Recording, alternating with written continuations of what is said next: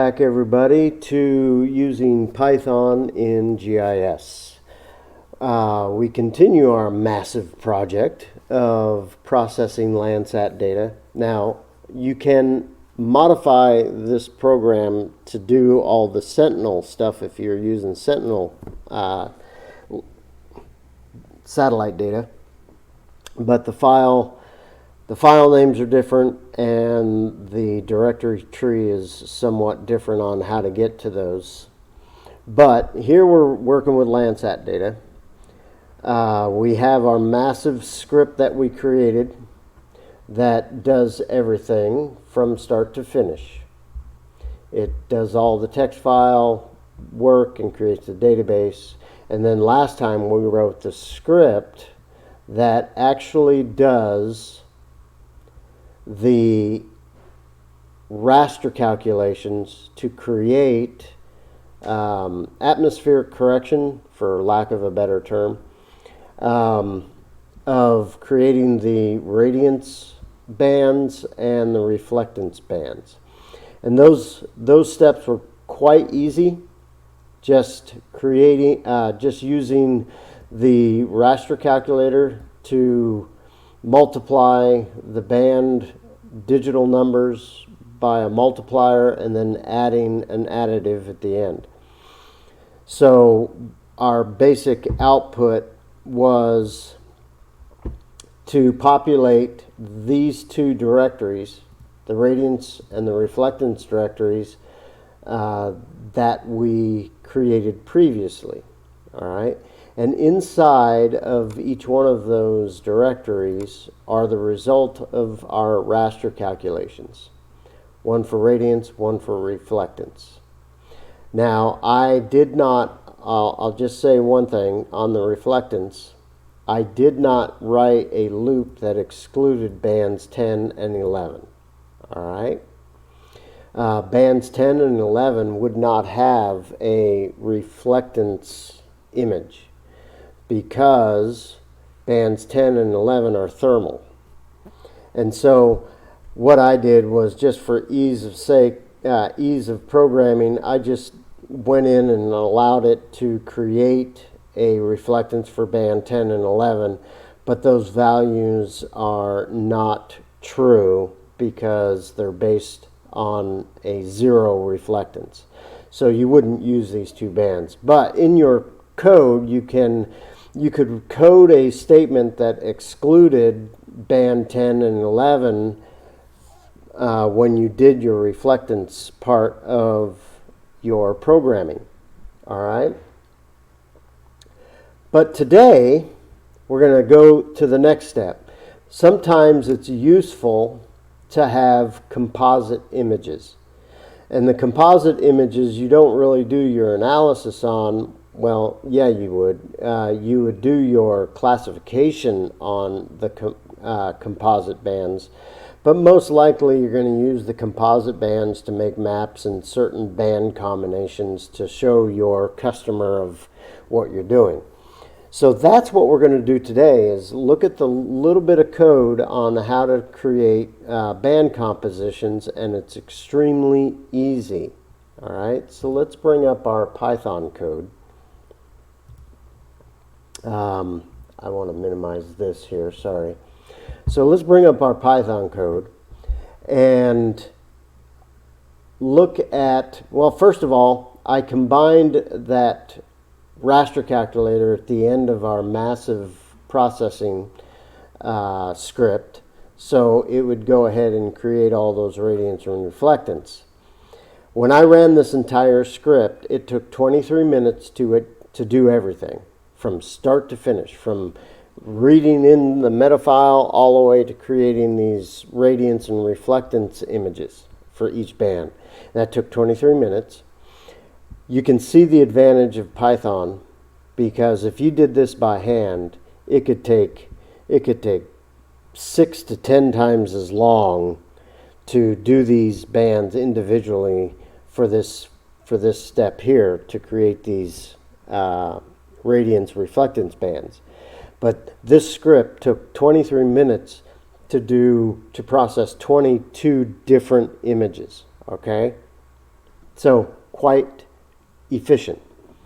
So I took that script that we did last time and I put it at the bottom and then ran the whole thing. Today's script is fairly easy, and there's a couple versions on how you can do this. The first version is just a straightforward me assigning some variables based on path name and band number. And all the images you get from the USGS have an extension of TIFF. And before that, it has a B1 through B11 .tiff. All right. So what I did was I wanted to create a composite that was bands 1 through 7, which takes care of visible light through infrared. Band 8 would be the panchromatic. All right, we didn't want that, and we didn't want the thermal bands either. So I just wanted to create a composite for bands 1 through 7, and that's what I'm doing here. So up here I created a output band, which would be bands 1 through 7 .img, and the .img means is I'm saving the format into an ERDOS Imagine file. I like working with ERDOS Imagine files, but you could write it to a TIFF, or you can create it as a directory raster, an arc grid basically. So the top part of our script is no different than our mother script, so to speak. It just assigns variables for paths and things like that. But down here, this part of the script is actually what does the composite. And the composite is that you are calling the composite bands management method in Spatial Analyst, and you are just combining the bands that you call, and each band is separated by a semicolon, okay? And then you have an output band, whatever the name, output file, whatever that name of the file here is, all right? So here I'm using B1 through B7, and those are getting assigned pretty linear in my script, just a simple replacement, assigning a value, and calling those variables band B1 through B7 in the usage of the band composite bands management method, separated by semicolon.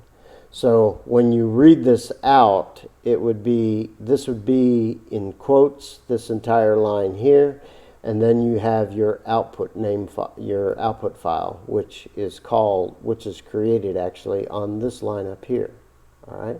So we're creating bands 1 through 7, and we're calling it bands17.img.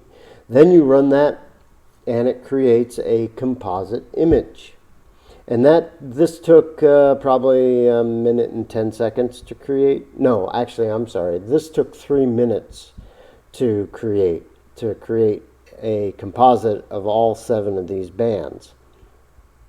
And so in Arc, you would go over and add data. Here's bands17.img. Add that, and then you can come in and work with your layers to get the look that you wanted. Now, I brought them in bands 1, 2, 3, 4, 5, 6, 7 in that order. So layer 1 is band 1, layer 2 is band 3, layer 1 is band 1, layer 2 is band 2, etc. So if I wanted to do a combination of 7, 4, and 2, they are equal to the actual layer name, because that's the way I brought them in. All right. Now you're going to see something different when I show you the next script. The next script that I did is kind of a variation of this script. And what I did was I created a series of for loops, and I created a simple variable called bands, and inside bands I do a simple OS list directory of the directory that I have all my Landsat band images in. So whatever you click on at the beginning of the mother script, okay, it's going to be in that directory. And that directory is your Landsat directory that you created. In this case, ls underscore 2020-0912. Okay, that's where we wrote all those new TIFF files. So that's what I'm calling. I'm calling that directory here. I have it in two different places, so I can use either imgNewDir or new image path. All right, so either one works because they're equal to the same thing. So I create a variable that has a list of all the files that are in that directory. All right. Then I print those bands just for my own sanity so I can make sure that it's running correctly.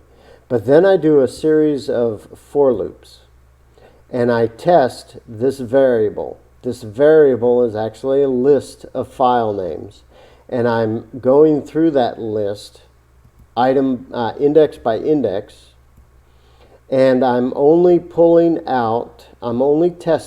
the last 6 characters of each file name. And in this case, I just want to create a band composite of band 4, band 3, band 2, and then band 7. Okay?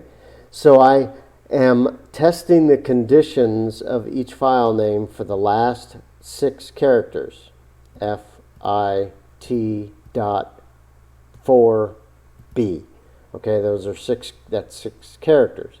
And if those 6 characters equal either band 4, band 3, band 2, band 7, assign them to a variable called rpath for the red band, gpath for the green band, bpath for the blue band, and I for the infrared band.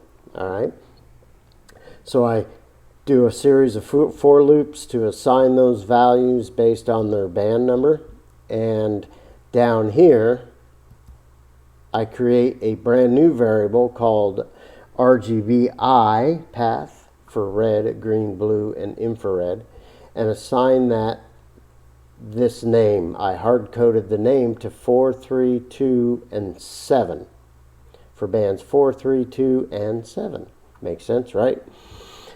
Now, remember, the order in which you call these bands dictates the layer number that it assigns them in the composite band management method. Since I'm calling 4, 3, 2, 7, band 7 is going to be attached to layer 4, but red is instead of